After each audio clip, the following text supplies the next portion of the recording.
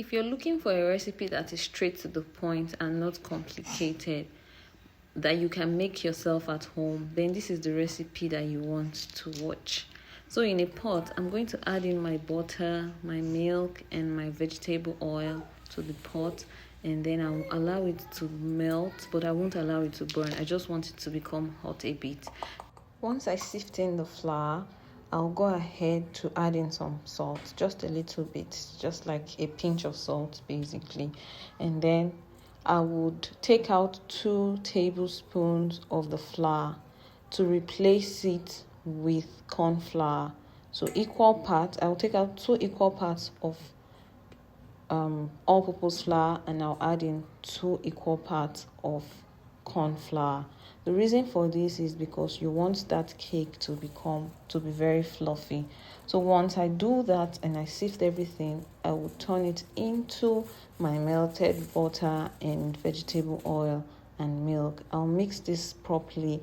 You can do this in batches to prevent it from having lumps, but it really doesn't matter, yeah. But well, if you want to do like a perfect something, you can just do it in batches, and then that way it will prevent it from having lumps. So once I do that and I've mixed it thoroughly, I'll clear my work surface, and then I'll go ahead to break my eggs. I'm using 5 eggs for this recipe. I will take out the egg yolk from the egg white. I'll separate them and make sure that there's no egg yolk in the egg white. You want to be very careful about that. So once I take out all the egg yolk, I would mix my egg yolk in my already mixed flour and butter batter. So I'll mix this thoroughly. Make sure to mix this properly, and then once I do that, I'm going to set it aside. If you want to prevent lumps, you can do this and pass it through a strainer, or you can just leave it like that. Honestly, there's no much difference, yeah. So remember, it's just homemade cake. It's not like you are taking it for a wedding, or it's not like it's a wedding cake, right? So once I do that, I'm going to beat my egg white. I added a bit of vinegar to this. This is to prevent it from having that eggy smell, as well as to make it stiff. So you want to beat this until it becomes stiff peak. You can do this by hand. It's just that it takes a longer time, but if you have a hand mixer, it will be much easier. So once it forms stiff peak, I will add this to the other part of the cake that we did earlier. I'm going to put this in batches, and you have to be careful here. You don't want to overmix this batter. Trust me, you want to do this gently. You can use your silicone spatula, or you can use your silicone whisk. It will work well as well. It will work fine too. So I'm going to just mix this slowly and gently until I mix the whole batch together. And once I'm done mixing it, I'm going to spray my cake pan. Yeah, I forgot to add vanilla essence to this, so I added a bit of vanilla essence. So don't worry about that. Don't worry about the recipe, the measurement. I will drop it in the comment section below. So I'm going to spray my cake pan with some sunflower oil, and then I'm going to dust it with some flour as well. If you have a parchment paper, just use it. It's easier that way. But when I was doing this, I did not have a parchment paper, so I had to do the other method. They said something must kill a rat. So yeah, that's what I did there. I sprayed with vegetable oil, sunflower oil, and then I dusted with some flour.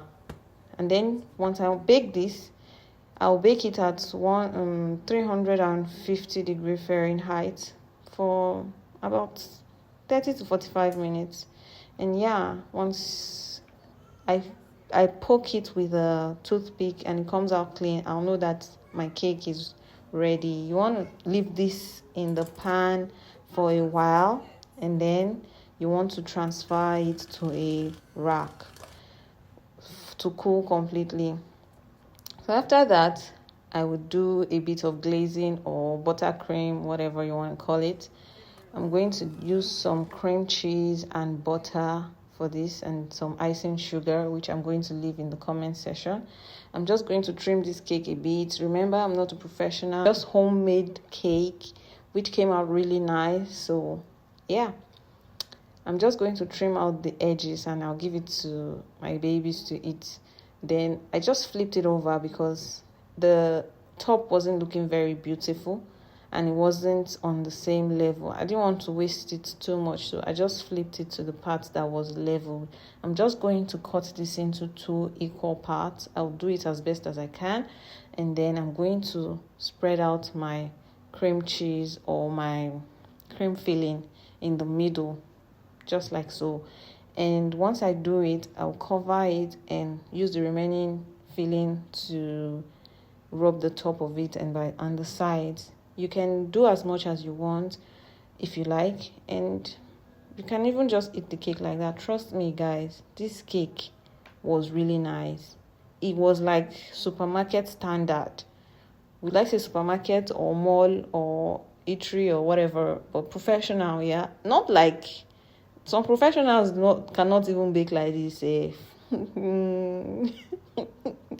Anyway, so yeah, that's how it is. So this was the final result, and this cake did not even last hours. Trust me, it got finished in no time. I did not even eat from it. That was how good it was. Like it was really, really tasty. It was fluffy, it was soft, it was yummy.